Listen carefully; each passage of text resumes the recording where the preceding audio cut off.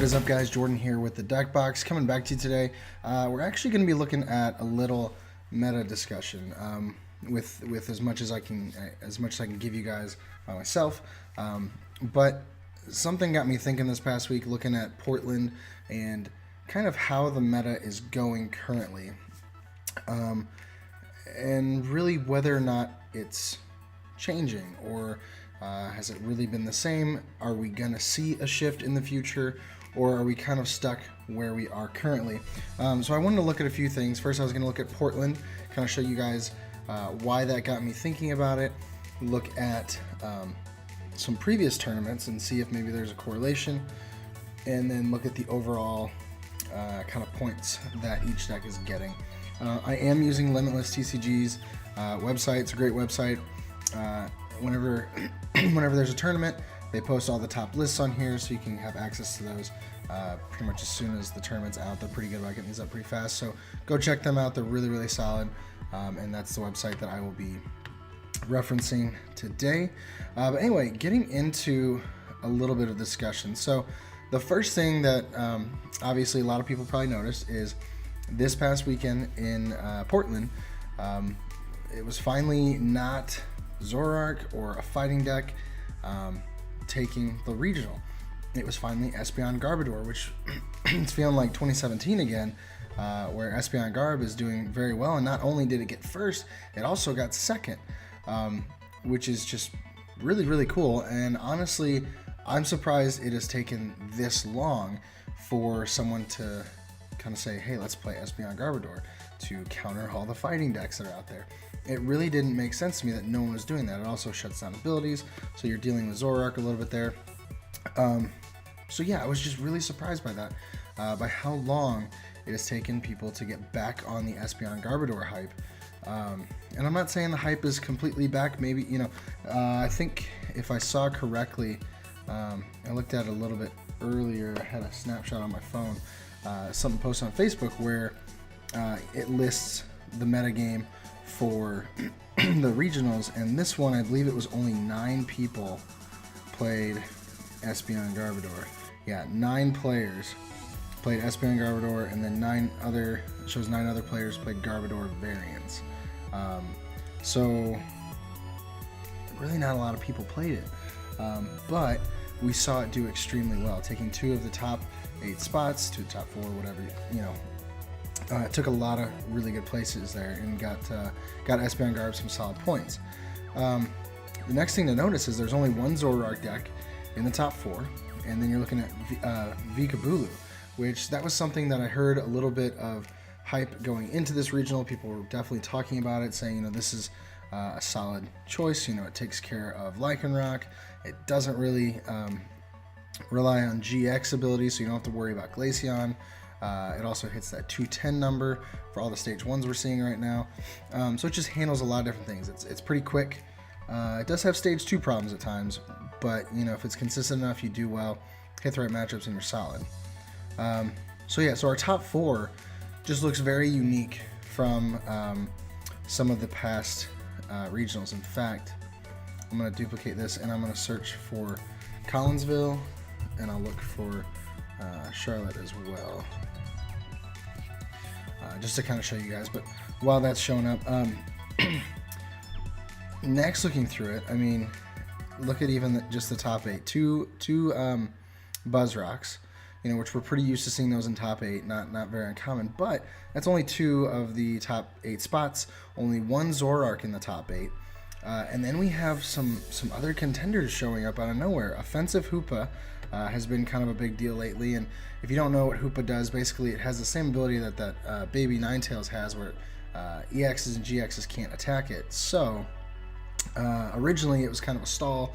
It was used as tech in some stall decks just to kind of deal with EXs and GXs, but now someone has taken it and said, let's take it a step further.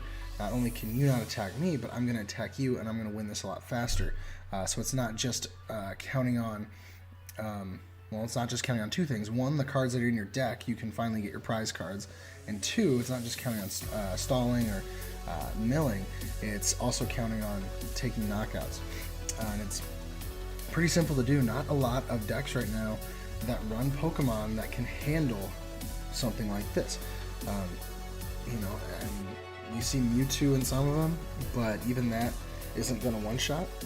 And so because of that, the potential for max potions and healing, things like that, keeps Hoopa alive. And as you see, it got 7th place here, and it actually got another spot right down here with Daniel Altavilla in 12th. So 2 of the top 16 were this new offensive Hoopa deck, and then 1, 2, and then top 16, or 16th place was Pablo. So 3 of the top 16 were also Sylveon, so about 20% of the top 16 was Sylveon. And then you even had Greninja in here, and then down at the bottom you have Buzzrock and Buzz Lucario, which, you know, we kind of expect to see those, but I'm pretty happy with this. And I'm not saying I'm happy just because Zoroark didn't win or Fighting didn't win. It's nothing against the decks. I love those decks. I love playing them. But I like the diversity that we're seeing here. It seems like it's doing a little bit better as far as diversity goes. You know, before Buzzwole, Zoroark, Buzzwole, Zoroark, Buzzwole, Zoroark, and I'm sure 16th was Zoroark. And then we have a random Ho-Oh-Kiawe and Volcanion. You know, 2 of the top 16 weren't Zoroark or Buzzwole in Collinsville. And that's, you know, to me, that's not a very diverse meta. And you know, it's just kind of sad. And then Buzzwole, Zoroark. Now we did get some Sylveon here. This was Charlotte. This was the last regional, just a week prior to Portland. So we were starting to see a little bit of a shift. You get the Sylveon, you get the Bulu, you get the offensive Hoopa, but it's just those 3 out of the top 16. You got Buzz, Zoroark, Buzz, you know, Greninja. You know, you can occasionally see a Greninja show up there, especially if Joey's piloting the deck. So yeah, so whereas before in Collinsville, you know, we're seeing basically 3 types of decks. Your random fire decks, which were only 2, and then the rest was some Zoroark or some Buzzwole. And that was it. If you weren't playing one of those 2 decks, you pretty much just kind of scoop up your cards and go home. Charlotte, there was a little bit of a shift, you know, maybe about 4 or 5 decks.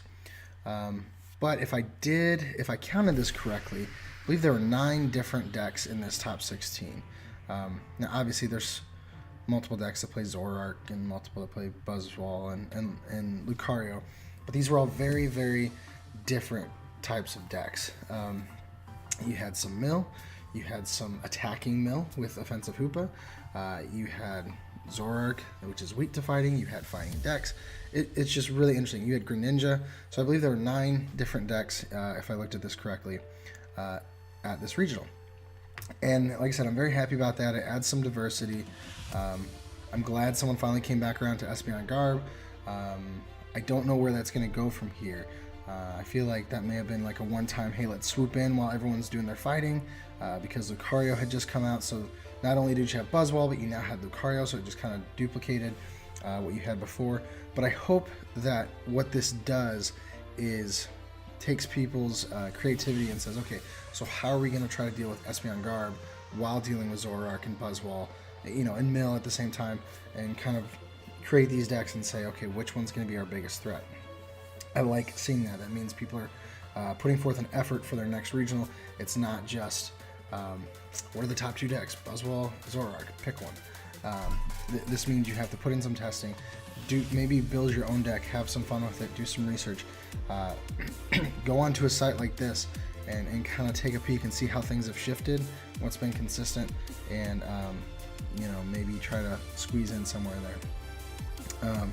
It's also really cool, as much as I hate playing against Sylveon, I love playing the deck, but it's really cool that Sylveon now is having a chance to shine, because everyone was so terrified that Metal would just kind of take over the format after Ultra Prism came out. It was very, very big. So what that kind of brings to mind too is, will there be a chance for Gardevoir to possibly make a comeback with Metal doing as poorly as it's doing? And quite frankly, I think Gardevoir could even potentially outspeed some of those, because it seems like it gets set up more consistently than like Magnezone. Who knows? But it could mean the return of Gardevoir, which could really, again, switch things up quite a bit? Does Gardevoir returning kind of shrink Buzzwole? You know, what's going to happen? And I think that's very, very exciting to consider. Kind of sad because I like Buzzwole, but very exciting at the same time.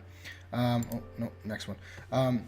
So the one thing that I was curious about, though, is, you know, I was wondering if this had something to do with the amount of players that went. Maybe it was, I don't want to say easier. I hate saying easier, but, you know, there are less people to kind of sift through for those top players. They pretty much knew it was going to be Buzzwole or it was going to be Zoroark, as opposed to such a diverse meta, which created a diverse meta in the top 16 we saw. You know, there's only 469 players at Portland, whereas if you go down to Charlotte, it was 975. Even the expanded Costa Mesa was 510, had more, and then Collinsville 1066, and Dallas expanded 1052. You know, so we're seeing these large numbers, and I kind of wonder, does that have something to do with it? I haven't been around long enough to kind of know if there's a correlation with that. But, you know, like I said, to me, whenever I look at this and see that Espeon Guard took it, and the meta is heavy in Buzzwole and Lucario, I look at that and say, well, maybe they had less people to sift through, you know, and I'm not downplaying what they did, not at all. They earned it. But what I mean is, they didn't have to kind of work around those random decks that may or may not show up, you know, those little fringe decks here and there. It was just, let's focus on the top decks, which is Buzzwole and Lucario and Zoroark, and let's nail those. Let's do a hard counter and go from there. And it worked out for them because that's likely what people were going to be playing, as opposed to your 1,000-player regionals where you're going to have people from all over trying this new crazy deck. Maybe they're new, so they're trying something different, and it may just counter you just right. And just random stuff, you know, so maybe that kind of added to it. I don't know, but it'd be interesting to kind of keep track of that as things progress and see if, you know, maybe the smaller regionals have a more diverse top 16, maybe not. Then something to look at too, and I've kind of been talking about this a little bit. It's interesting to look at the points for this season of these decks. I mean, Zoroark came in after Buzzwole and way after Gardevoir, you know, after all these, has 1,759 points, which is just insane, you know. And here's the different breakdowns of those lists. So Zoroark, Lycanroc, 458. Not surprising. We see that in Standard, we see that in Expanded. You know, it's a good deck. And actually, you know what? Let me real quick. I'm just going to make it Standard for this. I need to keep this consistent because we are talking about Standard. All right, so 1289. Still quite a bit of points. So Zoroark, Lizapod, obviously that was the early on variant, and then Zoroark, Lycanroc became big. Gardevoir's kind of had a little bit. Zoroark, Weavile was that little fringe deck there about a month or so ago. It's still good. It's a really solid deck. And then you got counters, Gardevoir, Magnezone, yada, yada, yada.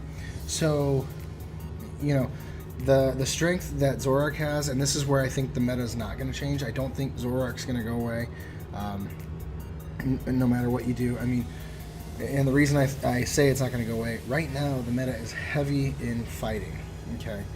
And Zoroark's still playing.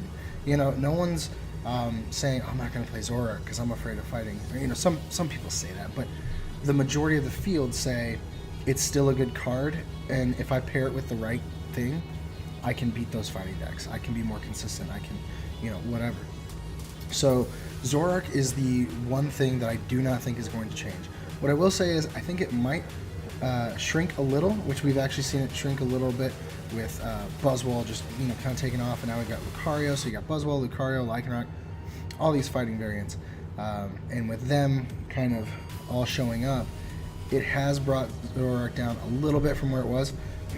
Excuse me. But at the same time, Zoroark is still there. Now, the one thing I do think might shrink up, I do honestly think Buzzwole will eventually shrink down a little bit. Not a lot. A little bit, though. Especially once we look at the rotation coming in September.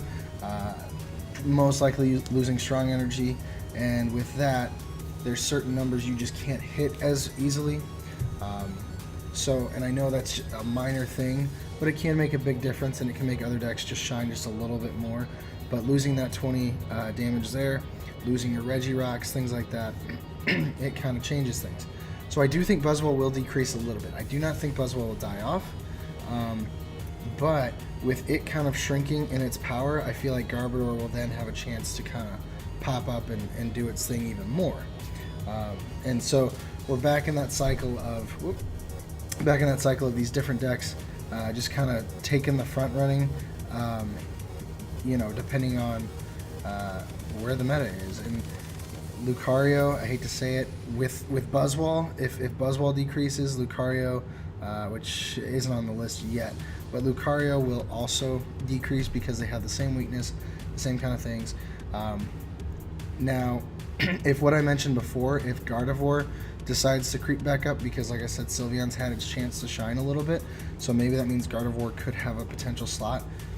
If Gardevoir gets good, then Buzzwole will definitely drop down a bit, I would say. Not horribly, but if you're looking at fighting decks, most people would probably then definitely steer towards a Lucario version. Maybe Lucario Zoroark, which is a fantastic deck, or even Lucario Buzzwole to handle the other fighting and handle the Zoroarks and only hit for 1 energy against Gardevoir. So that's what I would kind of see happening if Gardevoir would have its chance to come back. So, I mean, with all this, guys, I know I'm just kind of rambling, but it was, to me, it was something I wanted to kind of think about and maybe talk through a little bit, and you guys are my outlet to do that, and I appreciate that. But what I want from all this is I want people to hit me up in the comments, let me know what you think is going on. Do you think that having 9 different decks, or different types of decks rather, in top 16 this past weekend was a sign of a change that's coming, or was it just kind of a one-time thing? It happened, it was a smaller field, so certain decks were able to get through a little bit easier than normal. Tell me what you think, and then from there, right now the past 3 months, like I said, the past 3 months it's been Zoroark and Buzzwole at the top. In the next 3 months to follow, how do you think things are going to shape up with the decks that we have? Maybe a deck that we have coming out, from some of the future cards. Just let me know. Just give me your overall, write a book in the comments. I don't care. Just tell me what you think about the meta. Good, bad, indifferent. Where's it going from here? What does Portland mean for the meta? And with that, guys, I think I'm going to close this out. I do appreciate you listening to me kind of ramble on about it. Like I said, I enjoy kind of discussing these sort of things, because quite frankly, when it comes down to it, the meta is one of the most important things with how we play the game, and obviously what decks we play, and it determines winners. The decks kind of help quite a bit. So let me know what you think, like I said, in the comments. If you've enjoyed this video, please be sure to leave a like. I'd really appreciate it. If you're new to the channel, welcome. Thank you for joining. And as usual, be sure to subscribe. I'd really, really appreciate that. We reached the 200 mark this past week, and it's just kind of gone from there. So I really, really appreciate that, guys. Be sure to subscribe and share the channel with your friends, and we're just going to keep growing every day. So as usual, guys, I've been Jordan with the Deck Box, where I want to know what's in your box. Have a great night.